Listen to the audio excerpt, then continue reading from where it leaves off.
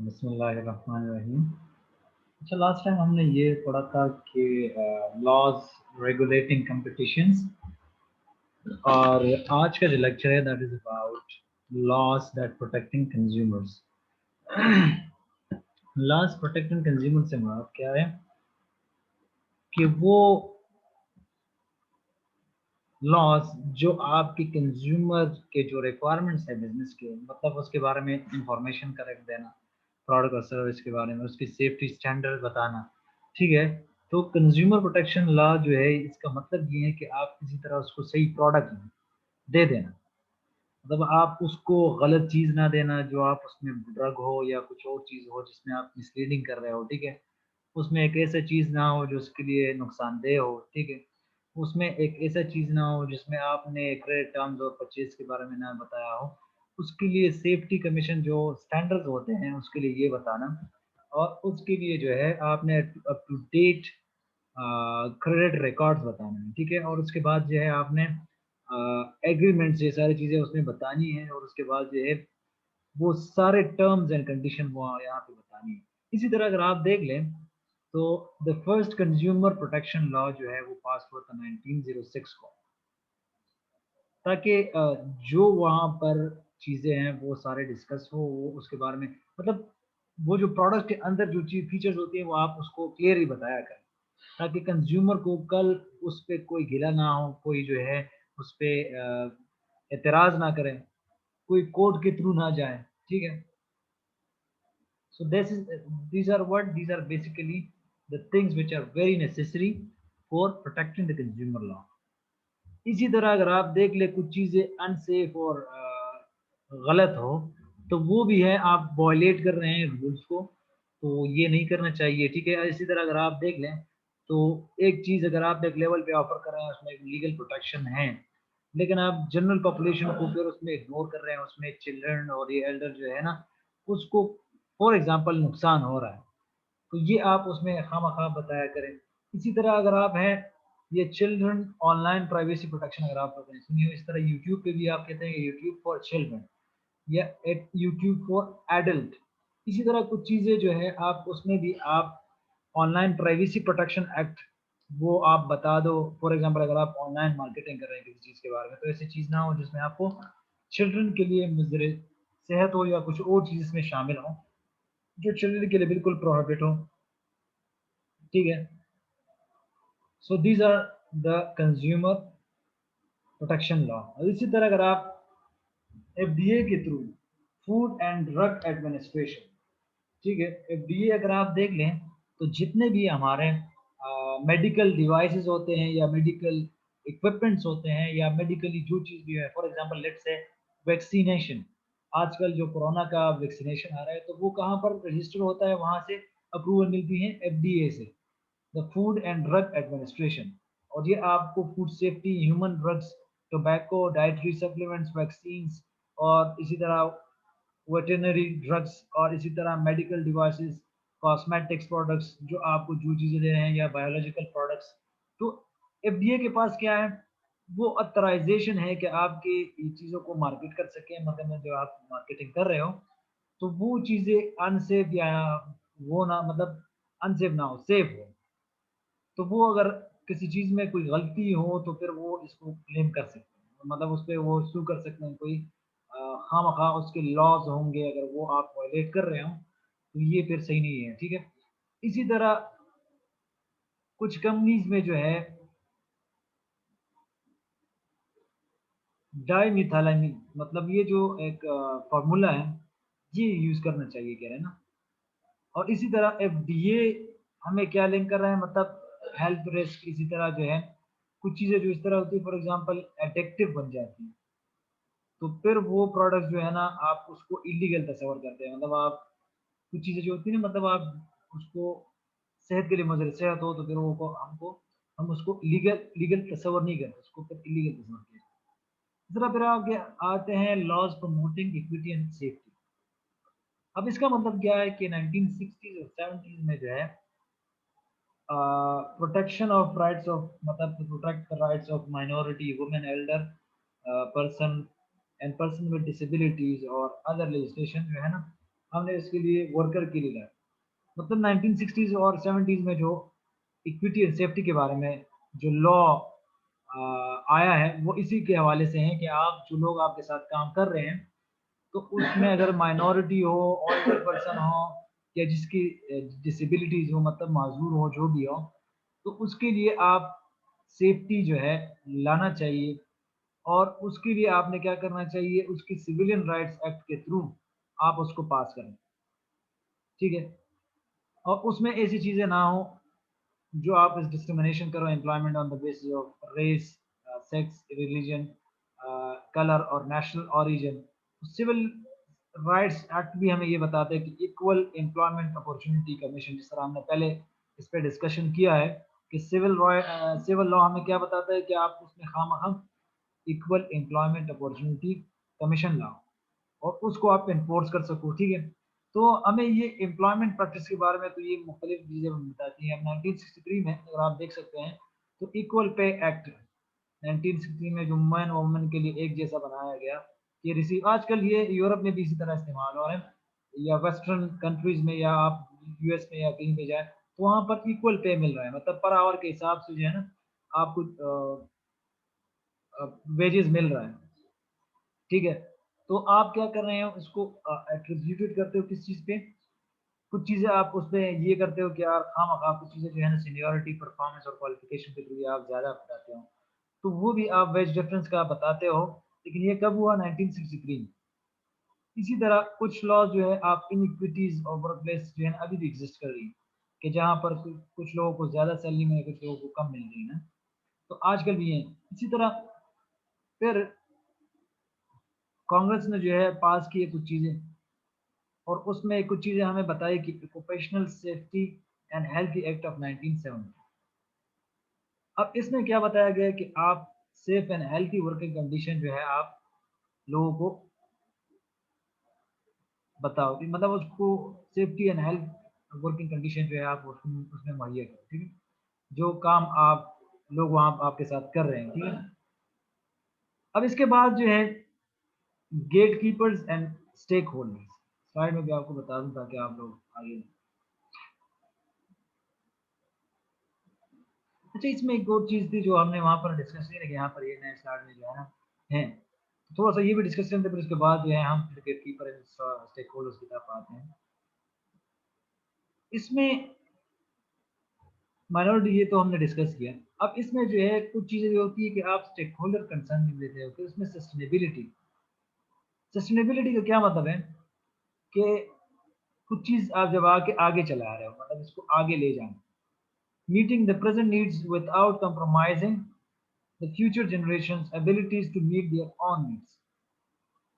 अब इसमें जो आप एनवायरनमेंट के बारे में बता रहे हो कि स्टेक होल्डर कंसर्न आपका क्या होता है, एनवायरनमेंट के हवाले से होता है, और यह हमारे लिए बहुत ज़्यादा इम्पोर्टेंट भी बन गया है कि किसी तरह आप प्रेजेंट नीड्स को ज़्यादा तस्वर करें, फ्यूचर जनरेशन पे इतना वो ना करें, और आप ग्रीन कंपनी को ज़्यादा वो करें कि बूस्ट प्रॉफिट, इसमें आपके एनवायरमेंटल प्रोटेक्शन एजेंसी हो और उसमें कोई नुकसानदेह चीज़ें जो एनवायरनमेंट को वो ख़राब ना कर सके। इसी तरह अगर आप देख लें तो जितने भी आपके कारखाना जात हैं यहाँ पर, ये अगर आप जाएं यहाँ पे कारखानों साइड पे, तो अगर आप उसमें देख ले तो मोस्टली आप जितने जितने भी कंपनीज और जितने भी कारखाना जात होते हैं तो वो पोल्यूशन क्रिएट कर रहे हैं, तो वो क्या है, फिर वो हेल्थ के लिए मुद्दे सेहत है। और वो क्या है कि आप उसको किसी तरह जो है आप ग्रीन कंपनी बनाओ, ताकि वो अपनी ये पोल्यूशन को किसी तरह वो कर सकते हैं, मतलब किसी तरह वो अपने पोल्यूशन को कंट्रोल कर सकते हैं, ठीक है। अब आते हैं थोड़ा सा गेटकीपर की तरफ और स्टेक होल्डर्स की तरफ। गेटकीपर से मुराद क्या है कि ट्रस्ट, ट्रस्ट जो आप होल्ड कर रहे हो किसी बिजनेस में, ठीक है। तो आगे थोड़ा सा ये मुझसे भी हम डिस्कस करेंगे। अब ट्रस्ट क्या है कि किसी भी बिजनेस में स्टेक होल्डर के साथ आप रखते हो, ट्रस्ट जो है आपका कॉन्फिडेंस क्रिएट करता है। कॉन्फिडेंस से क्या मुराद है कि आप जो बिजनेस रिलेशन बना रहे हो बिटवीन, मतलब आप बिजनेस और स्टेक होल्डर्स कौन लोग होते हैं, जिस तरह मैंने पहले वजाहत की थी कि स्टेक होल्डर वो होते हैं जो आपके बिजनेस पे किसी ना किसी तरह उसका इन्हिसार है, या आपका जो है उस पे कुछ ना कुछ आपको थ्रेट आ रहा है या इम्पैक्ट आ रहा है, जो भी आ रहा है। उसमें मैंने आपको बताया भी था कि उसमें पॉलिटिकल लोग भी हो सकते हैं, आपके पब्लिक भी हो सकता है, इंटरनल पब्लिक, एक्सटर्नल पब्लिक भी हो सकता है। इसी तरह मैंने ये भी बताया था कि कस्टमर भी हो सकते हैं, कंज्यूमर भी हो सकते हैं, और जितने भी गवर्नमेंट रूल्स एंड रेगुलेशन आप पे इम्पोज हो रहे हैं, तो वो क्या है, असल में वो स्टेक होल्डर्स होते हैं। उसमें आपके एम्प्लॉयज भी आते हैं। ठीक है। अब ट्रस्ट क्या है? जो बिजनेस और स्टेक होल्डर के दरमियान होता है, क्या है? Trust is the glue that hold businesses and their stakeholders together.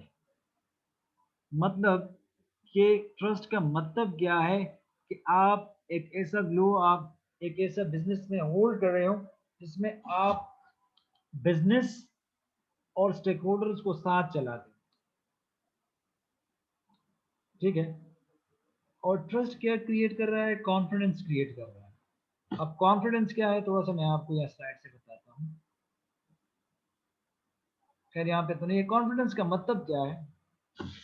Confidence का मतलब ये है कि किसी तरह आपका उस पर एतमाद बढ़ता जाए और आप उसके साथ फिर उस पर रिलाई करते हैं। मतलब बिजनेस पे रिलाई, मतलब उससे फिर काम लेते हो, क्योंकि आपका एक कॉन्फिडेंस लेवल बन जाता है, जो आपको फिर रिलेशनशिप बनाने में आपको मदद देता है। कैसे होता है कि आप हेल्प करते हैं for relationship of reliance between business and stakeholders. और इसी तरह ट्रस्ट आल्सो हमें जो है अलाउ करता है ताकि आप एक दूसरे पे डिपेंडेंट बन जाए।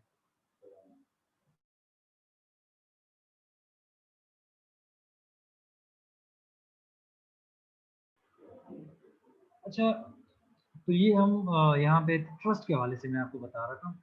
तो ट्रस्ट में आप क्या कर रहे हैं कि किसी तरह आप डिपेंड करते हैं ऑन वन अनदर। आपकी जो एक्सचेंज वैल्यू है आप जो बना रहे हैं, जो आप ट्रांजैक्शंस कर रहे हैं एक्सचेंज और एक्सचेंज वैल्यू में, तो यहाँ पर इथिक्स क्या आपको बता रहा है? अब इथिक्स क्रिएट कर रहा है एक फाउंडेशनल ट्रस्ट। क्या कर रहा है? एक फाउंडेशनल ट्रस्ट बना रहे हैं between two parties in a transaction. और लोग क्या कर रहे हैं, खाम खा उसमें ट्रस्ट करेंगे एक दूसरे पे और ट्रस्टेड रहेंगे ताकि वो काम सही तरीके से करें। और किसी तरह जो है, कभी कभी इस तरह होता है कि कुछ पार्टी जो है वो रेफर करते हैं गेटकीपर को। गेटकीपर से क्या मुराद है? गेटकीपर में आपके वो लोग आते हैं जिसमें आपके अकाउंटेंट्स होते हैं, जो ज़्यादातर आपको फाइनेंशियल इंफॉर्मेशन देते हैं, या आपके जितने लॉयर्स होते हैं, या आपकी जितने भी फाइनेंशियल रेटिंग एजेंसी होती है, या आपकी फाइनेंशियल रिपोर्टिंग सर्विस होती है, ये गेटकीपर कहलाते हैं। और ये ग्रुप कौन होते हैं? दोबारा बताता हूँ। एक तो स्टेक होल्डर हो गया, जिसमें आपके मुख्तलिफ लोग आ गए। उसमें आपको मैंने बता दिया कि गवर्नमेंट भी हो सकता है, आपके जो है कस्टमर भी हो सकते हैं, कंज्यूमर भी हो सकते हैं, आपके general public, external public, internal public, उसमें एम्प्लॉयज भी आ सकते हैं। लेकिन कुछ इस तरह के लोग होते हैं जिसको आप गेटकीपर मानते हैं। क्या हमारे बिजनेस के जो है बैकबोन आप कह सकते हैं कि किसी तरह आपके कंपनी के दरवाजे खुलते हैं, या आप कंपनी के जो है ना किसी तरह उसको आप उस पर रिलाई करते हैं, तो वो गेटकीपर कहलाते हैं। गेटकीपर में आपके कौन कौन से लोग होते हैं? आपके लॉयर्स, आपके फाइनेंशियल सर्विस जो आपको दे रहे हैं, या आपके अकाउंटेंट्स हो गए, या आपके जितने भी फाइनेंशियल रिपोर्टिंग सर्विस होती हैं, तो वो गेटकीपर में आते हैं। ठीक है। अब इसमें कुछ इस तरह होते हैं जो आपको इंफॉर्मेशन देते हैं, जो आपको स्टेक होल्डर्स के बारे में इंफॉर्मेशन देते हैं, आपको फाइनेंशियल पोजीशन के बारे में देते हैं। खासकर जो आपके अकाउंटेंट्स होते हैं, जो गेटकीपर कहलाते हैं, या आपके जितने भी ऑडिटर्स होते हैं, तो वो आपको खामखा बताते हैं कि आपकी बिजनेस की सर्वाइवल क्या है, आप क्या कर रहे हैं, आप आगे कितना आपका चैलेंजिंग होगा, आप कितना आगे जो है जा सकते हैं, आप कितना जो है सर्वाइव कर सकते हैं। तो these are some of the gatekeepers who provides information on the basis of the outcomes of business, और या उसकी परफॉर्मेंस के हवाले से। मतलब ऑडिटर्स क्या कर रहे हैं? ऑडिटर्स किसी तरह आपके बिजनेस को जो है इवेल्युएट करते हैं कि आपकी परफॉर्मेंस क्या है, आप फ्यूचर में क्या कर सकते हैं, आप अभी क्या कर सकते हैं, ठीक है, आपका पिछले साल का क्या रिकॉर्ड रहा है। ठीक है। तो उसमें कुछ गेटकीपर इस तरह होते हैं जो आपके प्रोफेशनल कोड ऑफ एथिक्स भी फॉलो करते हैं, लेकिन उसके लिए कुछ लीगल कॉन्सिक्वेंसेस भी आती हैं, और उसके लिए इवन आप डिसपार्टमेंट भी होती है। जिसमें आप फॉर एग्जांपल अगर वो फेल हो जाए कि आपकी principle of code of conduct को वो ना माने, ठीक है, तो उसके लिए आपका एक स्ट्रॉन्ग गेटकीपर होना ज़रूरी है। फॉर एग्जांपल अगर आपके स्टॉक होल्डर्स आपके साथ सही तरीके से वो नहीं पेश आते, स्टॉक होल्डर में मैंने बता दिया, सॉरी स्टेक होल्डर मैंने बता दिया कि आपके पब्लिक, जनरल पब्लिक, कस्टमर्स, आपके जितने भी लोग हैं स्टेक होल्डर्स में आते हैं। उसके लिए अगर आप वो नहीं होते तो आप क्या करें, किसी तरह आप एथिकल स्टैंडर्ड को इंडिपेंडेंट रखते हैं। क्या कर रहे हैं, आप एथिकल स्टैंडर्ड को इंडिपेंडेंट रखते हैं ताकि आपका जो स्टैंडर्ड मेथड है, प्रोसीजर, ताकि वो आप उसको आइडेंटिफाई कर सकें बाय अदर गेटकीपर्स से मुराद के अदर ऑडिटर्स, मतलब आपके जितने भी स्टैंडर्ड और प्रोसीजर होते हैं, जब कहते हैं ना कि आप ये वाली कंपनी आ गई, वो वाली कंपनी आ गई और हमारी ऑर्गेनाइजेशन को ऑडिट कर रहे हैं, तो वो क्या कर रहे हैं, वो किसी तरह आपको सही इंफॉर्मेशन दे रहे हैं। अब इसमें जो अकाउंटेंट्स हैं, आप उसके बारे में थोड़ा सा पढ़ते हैं।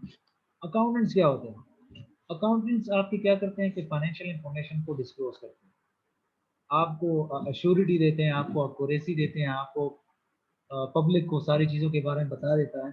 इसी तरह मैनेजर्स, इन्वेस्टर्स, टैक्स अथॉरिटीज, इस तरह जो और हैं, उसकी फॉर एग्जांपल आप जितने भी डिसीजन होते हैं उसके बारे में आपको बताता है, और आपको वो इन्फॉर्मेशन जो है अकाउंटेंट ही बता सकता है, ठीक है। और अकाउंटेंट्स क्या करते हैं कि आपको स्पेसिफिक अजम्पशन बताता है अबाउट देयर क्लाइंट्स, और एक अजम्पशन तो ये होता है कि corporation is entirely a separate and distinct from its owners।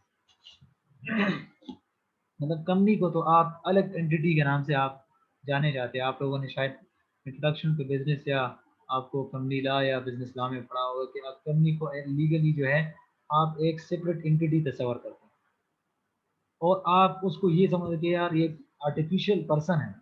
Artificial person से क्या मुराद है कि एक अलग नाम से हैं, फॉर एग्जांपल एबीसी कंपनी है, बीडीसी कंपनी जो भी है, तो वो क्या है, आपका एक आर्टिफिशियल पर्सन है, उसी नाम से वो जाना जाता है, आपके लिए वो अलग एंटिटी है रादर देन ऑनर्स, ठीक है। तो इसमें ये भी है कि आप उसमें ये अजम्पशन भी डालो कि किसी तरह मॉनेटरी सिस्टम को जो है आपने उसको सही तरीके से मेंटेन रखना है, जो आपके पास प्रेजेंटेड और अंडरस्टैंडेबल मैनर में। अकाउंटेंट्स आपको ये भी बताते हैं कि कैसे आपके सेट ऑफ रूल्स जो है, ठीक है, वो बनते हैं, और क्या चॉइस है between equally accepted accounting methods, ठीक है।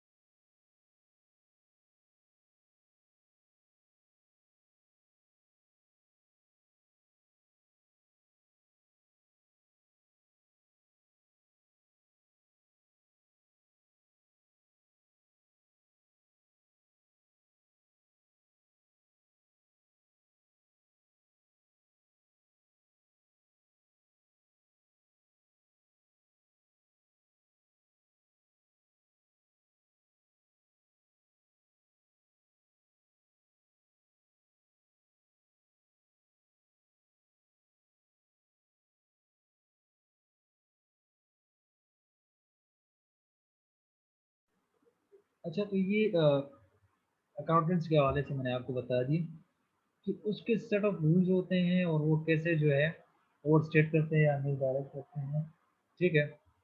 और कुछ अकाउंटेंट्स आपको ये भी बताते हैं कि उसकी रिस्पॉन्सिबिलिटीज टू स्टेक होल्डर्स क्या है, ठीक है।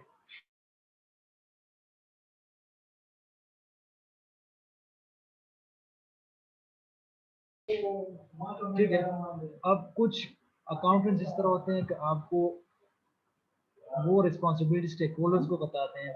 फॉर एग्जांपल एक ऐसी आर्थर एंडरसन ने हमें ये बताया था कि किस तरह आप इंटीग्रिटी के बारे में बताते हैं। फिर एंडरसन ने हमें ये बताया था कि कैसे आप उसको प्रायोरिटी बनाते हैं और किस तरह आप रिक्रूटमेंट और रिटर्निंग और बिग क्लाइंट्स को एक क्वालिटी और उसको इंडिपेंडेंट ऑर्डरिंग में डालते हैं। तो कंपनी का मकसद क्या है कि किस तरह कंसर्न करें कोऑपरेटिव रिलेशनशिप में, ठीक है, वो ऑडिट आर्म को इसको बना लें और किसी तरह वो ऑडिटर से जो है इंडिपेंडेंस काम लें और वो जो है किसी तरह आपकी क्रेडिबल ऑडिट कर लें, एग्जीक्यूशन में वो काम आ सकता है। और उसका काम क्या होता है, किस तरह वो फोकस करें चेंज पे, क्योंकि ऑडिटर से मुराद है कि आप किस तरह कंपनी की पोजीशन को देख लिए और हमारे लिए चेंजेस की क्या ज़रूरत है, तो क्या ताकि वो आगे हम कर सकें। इस तरह रिस्क मैनेजमेंट।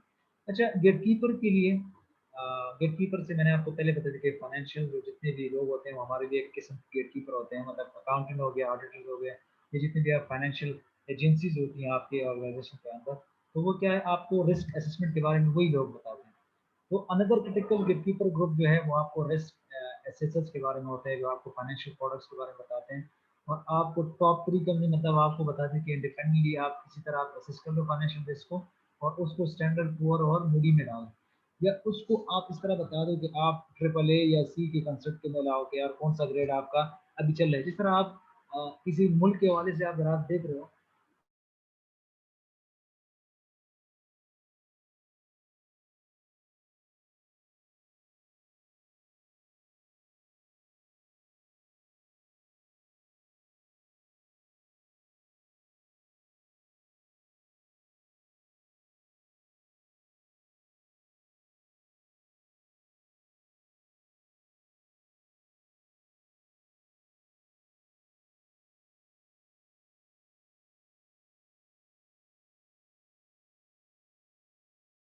अच्छा, तो उसमें जो है मैंने ये बता दिया कि per capita income for example अगर आप देख लें, तो उसमें भी आप देख लें तो जो फाइनेंशियल स्टेबल कंट्रीज होते हैं तो उसको ट्रिपल ए लिखा होता है। ये जो बिल्कुल नॉर्मल पे बी और इसी तरह माइनस में भी कुछ लोग होते हैं, जिस तरह हमारी जो अभी पर कैपिटा इनकम है तो वो कम है, तो हमारी जीडीपी के हवाले से भी कम है।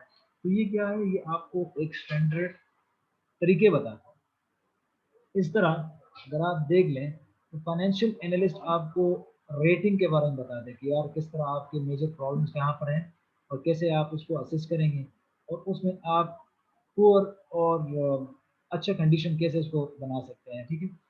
तो इसी तरह आप जब इन्वेस्टिगेशन करते हैं या किसी भी प्रॉब्लम्स को आप आइडेंटिफाई कर लेते हैं, तो उसमें जो है आप कोड ऑफ कंडक्ट को भी देखते हैं। कोड ऑफ कंडक्ट से क्या मुराद है कि आप फॉर एग्जांपल अगर आप एक चीज़ देख रहे हो, उसमें आप इन्वेस्टर के हवाले से देख रहे हो या आप फाइनेंशियल स्टेबिलिटी, तो अगर आप उसमें कोड ऑफ कंडक्ट से मुराद ये कि आप गलत फिगर ना लाओ। फॉर एग्जांपल आप आपकी इन्वेस्टमेंट फॉर एग्जांपल 10,000 रुपये और आपने 5,000 कंसीडर किया, तो ये भी गलत है, तो ये कोड ऑफ कंडक्ट के खिलाफ है, ठीक है। तो उसमें कुछ चीज़ें इसी तरह होती है कि आप अकाउंट्स के हवाले से रिस्क में आप डालते हो या आप इसी तरह क्रेडिट रेटिंग फर्म्स के बारे में जो है गलत बताते हो। तो ये चीज़ें जो है बहुत ज़्यादा ज़रूरी है कि आप किस तरह आप रिस्क एसोसिएट एसोसिएशन के साथ उसमें आप रख लेते हो, तो ये फिर आपके लिए बहुत गलत साबित हो सकती है। इसी तरह फिर आप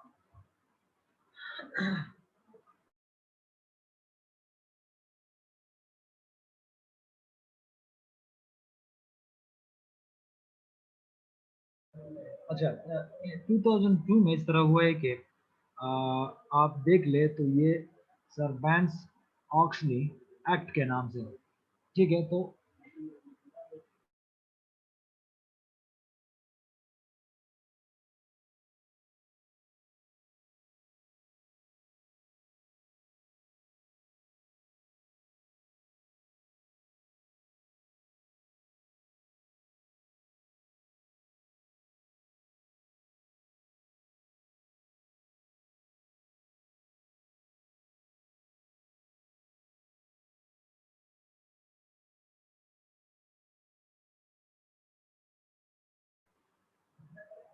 अच्छा, तो उसमें जो है ऑक्सली एक्ट में क्या हुआ है कि आपको कॉर्पोरेट अकाउंटिंग प्रैक्टिस के बारे में बताया गया है और उसमें ये आपके फ्रॉडलेंट फाइनेंशियल रिपोर्टिंग जो है ये क्रिमिनल ऑफेंस है और आप उसको पेनल्टी में डाले कि यार ये कॉर्पोरेट फ्रॉड। तो ये क्या है, आपको कॉर्पोरेशन के साथ एक ऐसा कोड ऑफ एथिक बनाना है और फाइनेंशियल रिपोर्टिंग के बारे में, ताकि आपको एक ट्रांसपेरेंसी लाओ फाइनेंशियल रिपोर्टिंग में और इन्वेस्टर्स और अदर स्टेक होल्डर के, ताकि वो आप पे एतमाद बन जाए, ठीक है।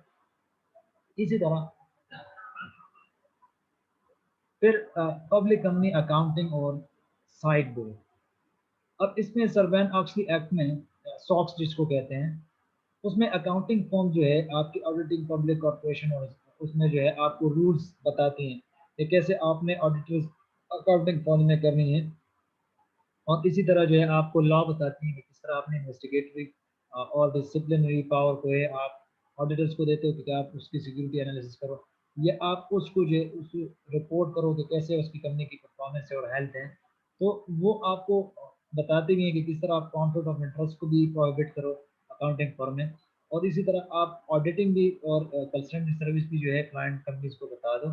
और इसमें स्पेशल परमिशन जो है आपको मिल जाएगी क्लाइंट्स की तरफ से, ऑडिट की तरफ से। और आपको जो है एक लेंथ ऑफ टाइम भी मिल जाता है, ठीक है। ये आप देख सकते हैं लेंथ ऑफ टाइम कि आपको लीडर सॉरी ऑडिटर्स के बारे में पता चल जाए कि किस तरह आपके आप एक पर्टिकुलर क्लाइंट की तरह आप सर्व कर रहे हैं।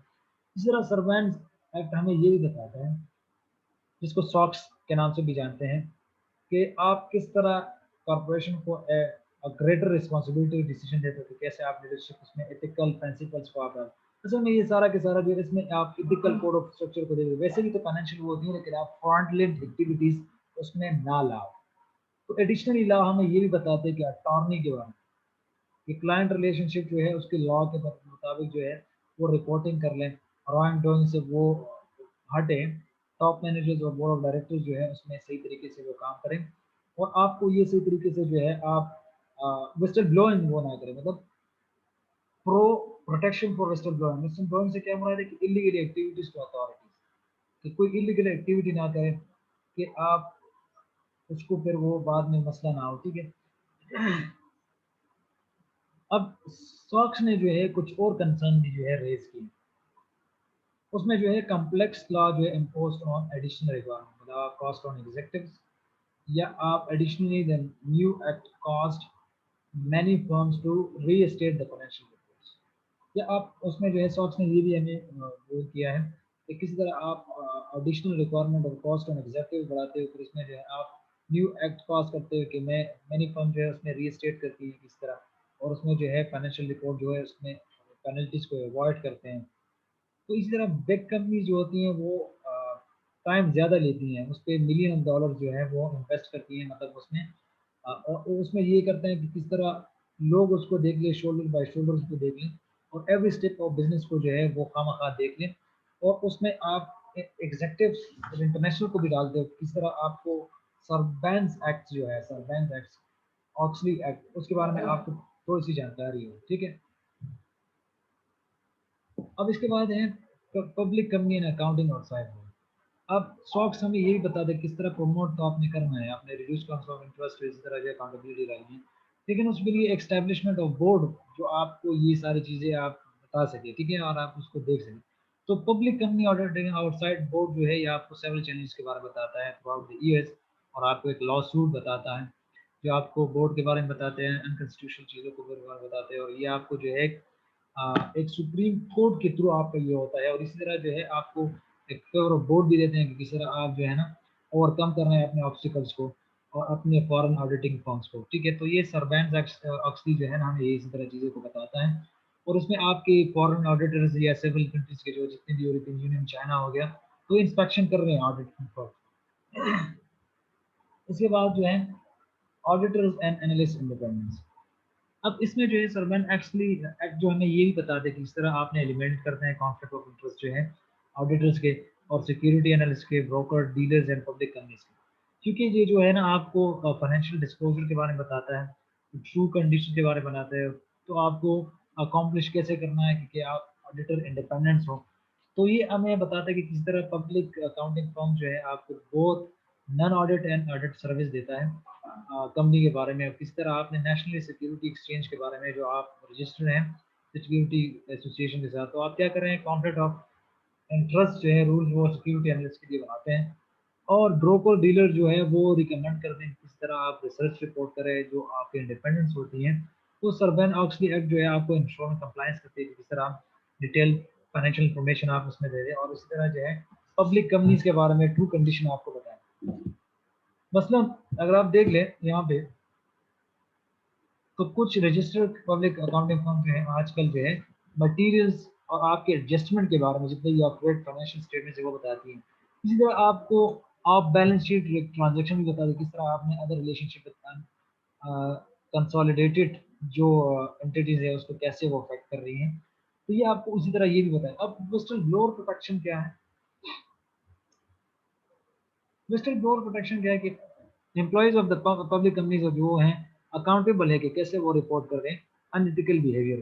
तो सरबन एक्चुअली एक्ट क्या बताता है कि यार किसी तरह मोटिवेट करो एम्प्लॉय को तो विजिटर ब्लोअर प्रोटेक्शन की उस पर करो, ठीक है, ताकि वो आपकी एम्प्लॉयर को वो कंसर्न प्रोहिबिट कर, मतलब आपकी प्रोटेक्शन जो है वो प्रोहिबिट कर सके। इसी तरह सर्टन एक्शन जो है अगेंस्ट एम्प्लॉयज वो आपके डिस्क्लोज करते हैं private employees information to the parties of in a judicial proceeding involving a fraud claim. तो वो लॉ में क्या करता है, किस तरह आपके गलत तरीके, मतलब आप कह रहे हैं कि प्रोहिबिट करना है विजिटर ब्लोअर प्रोटेक्शन में, ठीक है।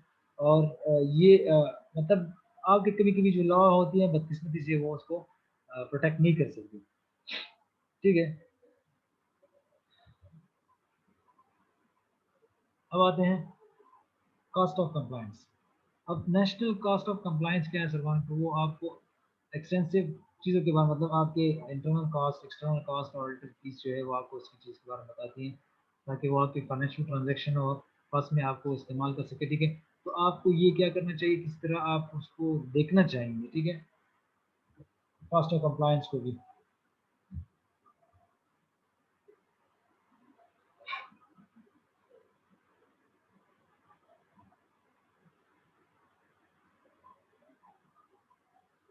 अब इसमें जो है डॉड फ्रैंकवॉल ने हमें बताया थे कंज्यूमर प्रोटेक्शन एक्ट के बारे में। ये कुछ चीज़ें उसने बताई है कि यार खामखा आपने ये ग्रेट डिप्रेशन के पीरियड में ये करनी है कि आपने फाइनेंशियल रेगुलेशन को बढ़ाना है, किसी तरह आपने ओवरसाइट ऑफ इंडस्ट्री को भी बढ़ाना है, आपने प्रिवेंट भी करना है रिस्क टेकिंग को और डिसेप्टिव प्रैक्टिस को जो है ना आपने हटाना है। तो ये चीज़ें ऑलरेडी हम डिस्कस कर चुके हैं लेकिन इसमें भी अब इसमें जो है आप फाइनेंशियल एजेंसी से क्या मुराद है कि आप किस तरह आप उसमें इंस्टीट्यूट को जो है ना आप न्यू फाइनेंशियल एजेंसीज में लाओ, उसमें जो है आप फाइनेंशियल रिसर्च और फाइनेंशियल स्टेबिलिटी के बारे में बताओ और साइड काउंसिल के बारे में बताओ, ठीक है। तो ये न्यू फाइनेंशियल एजेंसीज तो ऑलरेडी हम वो इसमें डिस्कस कर दिया, आसान है। अब आते हैं कंज्यूमर फाइनेंशियल प्रोटेक्शन ब्यूरो। अब ये क्या है कि डॉट फ्रैंक एक्ट ने ये बताया कि कंज्यूमर फाइनेंशियल प्रोटेक्शन ब्यूरो क्या है। ये एक इंडिपेंडेंट एजेंसी है, आपको ये रेगुलेट करती है आप कैसे कंज्यूमर फाइनेंशियल प्रोडक्ट्स और सर्विस जो है वो फेडरल कंज्यूमर फाइनेंशियल लॉ के मुताबिक है कि नहीं, ठीक है। तो आप देख सकते हैं कि जितने भी फाइनेंशियल प्रोडक्ट्स होते हैं तो किस तरह आप उसके थ्रू चलते हैं कि नहीं चलते हैं, तो ये ज़रूरी है, ठीक है। इसका लोअर जो है बाउंड्री प्रोग्राम क्या है। अब इसमें तो क्लियर हो गया कि आप सरबैंस ऑक्सली एक्ट में ये नहीं बताइए कैसे आप मिसकंडक्ट को कैसे वो करना है कि आप फाइनेंशियल क्राइसिस में देख लें। तो अगर आप इंकरेज कर रहे हैं मोर एम्प्लॉयज टू कम फॉरवर्ड तो आप ये विटनेस करेंगे मिसकंडक्ट को। तो ये हमें ये चीज़ें बताती हैं बाउंड्री प्रोग्राम में, स्टिल लोअर बाउंड्री प्रोग्राम में। इसी तरह एथिकल कंडक्ट को अगर आपने वायलेट नहीं करना तो ये आपके पास कुछ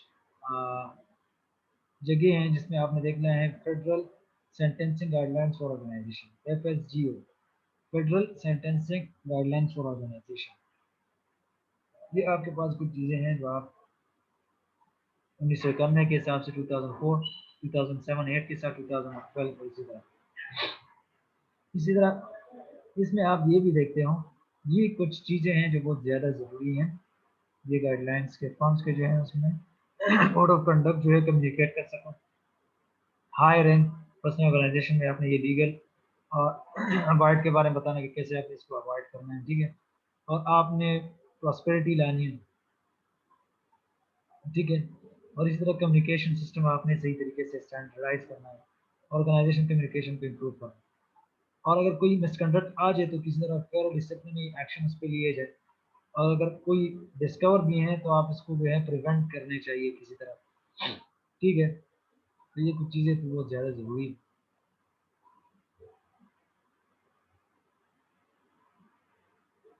और इसके बाद कोऑपरेटिव से क्या मतलब है, इस तरह आप